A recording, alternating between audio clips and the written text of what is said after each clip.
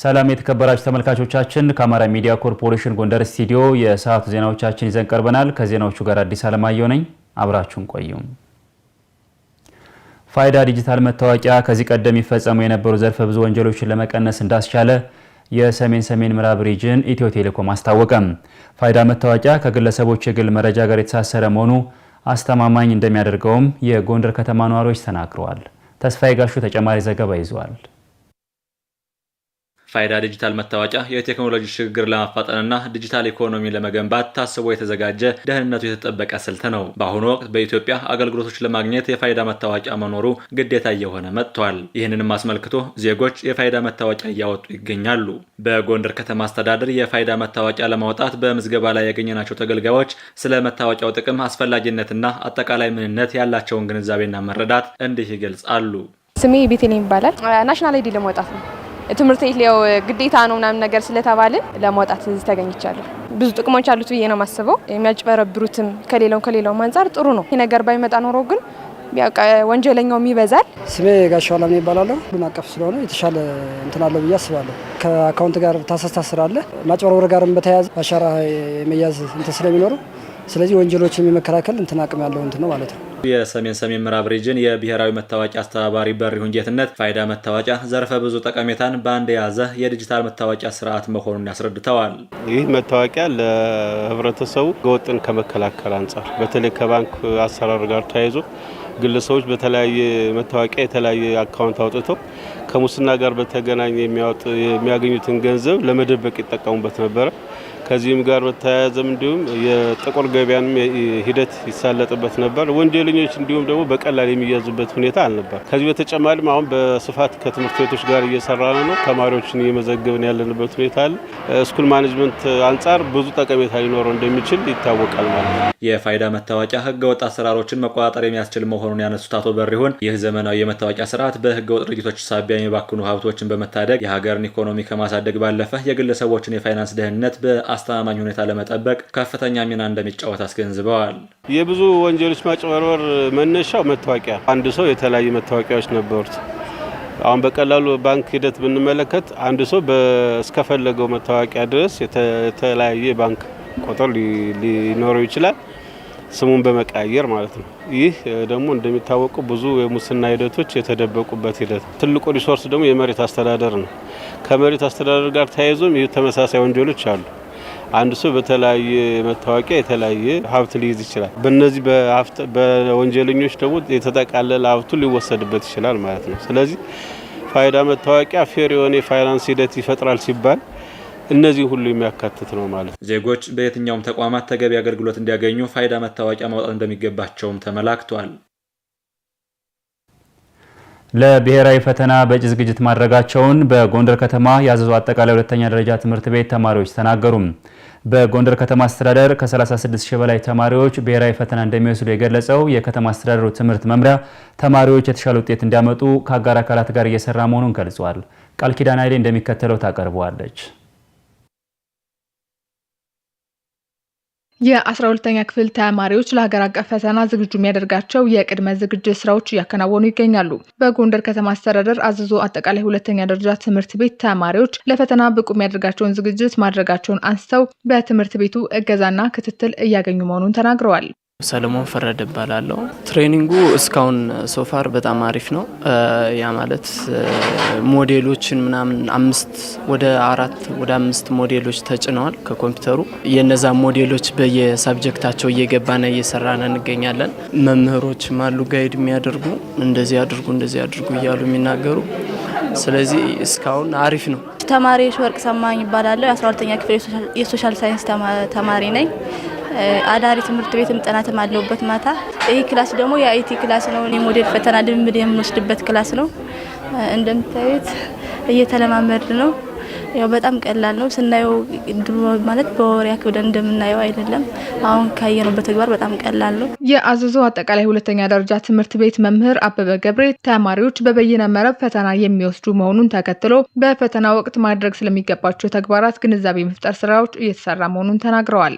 ከማውዝ ከኪቦርድ አጠቃቀም እንደገና ብሮዘሮች እንዴት ይከፍታሉ፣ ብሮዘሮችን ከፍተው ሊንኩን አስገብተው እንዴት ያን ጎንደር ዩኒቨርሲቲ ያዘጋጀውን መለማመጃ ፈተና እንዴት ሊንኩን ተከትለው ስቴፕ ዋይዝ በሆነ መንገድ ወደ ፈተናው ይገባሉ።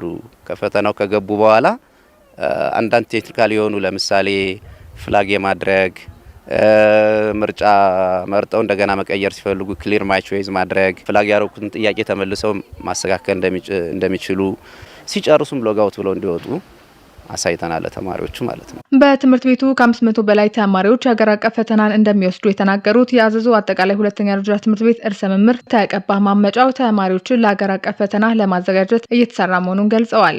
12ኛ ክፍል ተማሪዎች ወደ በዚህ አመት 557 ተማሪዎች አሉን። እነኚህ ተማሪዎች ከመጀመሪያው ከጥቅምት የመጀመሪያው ሳምንት ጀምረን የማጠናከሪያ ትምህርት በመስጠት የቤተ መጻሕፍት አገልግሎት የሙሉ ቀን እንዲያገኙ የማድረግ በተጨማሪም የአዳር ጥናት ጭምር መቻችተናል። ኦንላይን ፈተና ጋር ልምምድ እንዲያደርጉ ከማድረግ አኳያ ወደ 2 ሳምንት ሆኗቸዋል። ራሱን ችሎ ከሰዓትም ጧትም እየተደረገ በየክላስ ተከፋፍለው እየተለማመዱ ያሉበት ሁኔታ አለ። በጎንደር ከተማ አስተዳደር ትምህርት መምሪያ የስርዓተ ትምህርት ዝግጅትና ትግበራ ቡድን መሪ በላይነህ አባተ በከተማ አስተዳደሩ ለፈተና ድጋፍ በማድረግና ከአጋር አካላት ጋር በመተባበር ተማሪዎች የተሻለ ውጤት እንዲያስመዘግቡ አስፈላጊ ዝግጅት መደረጉን አመላክተዋል። 3623 ተማሪዎች ይፈተናሉ። እነዚህን ተማሪዎች ደግሞ ለማብቃት ያው በተለያየ መንገድ ድጋፍ ክትትል ሲደረግ ነው የከረመው። ለሀገር አቀፍ ፈተናው ብቁ እንዲሆኑ ለማድረግ ልምምዱም በኦንላይን እንዲሆኑ ሲደረግ ቆይቷል ማለት ነው። ስለዚህ በዚህ ደረጃ ሆኖ በዚህ አመት በ12ኛ ክፍል የሚያስፈትኑ 18 ትምህርት ቤቶች ናቸው እንደ ጎንደር ከተማ የግልንና የመንግስትን ጨምሮ ማለት ነው። ስለዚህ በዚህ ደረጃ በዩኒቨርሲቲ ደረጃ የሚፈተኑ አሉ። የኢንተርኔት ፍጥነቱንም በተሻለ መንገድ ለማድረግ ከቴሌ ጋራ የሚያጋጥመውን እንቅፋትም እዛው ላይ አብሮ ተነስቶ ውይይት ተደርጎ ለማስተካከልና ባሉት ቀሪ ጊዜያቶች ምቹ ለማድረግ የጋራ መግባባት የተደረሰበት መሆኑን ነው ማነሳው። ተማሪዎች በስነ ልቦና ዝግጁ እንዲሆኑ የሚያስችሉ ስራዎች መተግበራቸውን ከመምሪያው ያገኘነው መረጃ ያመለክታል። በማረሚያ ቤት ቆይታቸው ያገኙትን ሙያ በመጠቀም ራሳቸውን በገቢ እየደገፉ እንደሚገኙ በሰሜን ጎንደር ማረሚያ ቤት የሚገኙ ታራሚዎች ተናገሩ። ታራሚዎችን በስነ ምግባር ከማነጽ ጎን ለጎን በተለያዩ ሙያዎች እያሰለጠነ መሆኑን ማረሚያ ቤቱ ገልጿል። ደረጃ ደረበው ተጨማሪ ዘገባ ይዟል።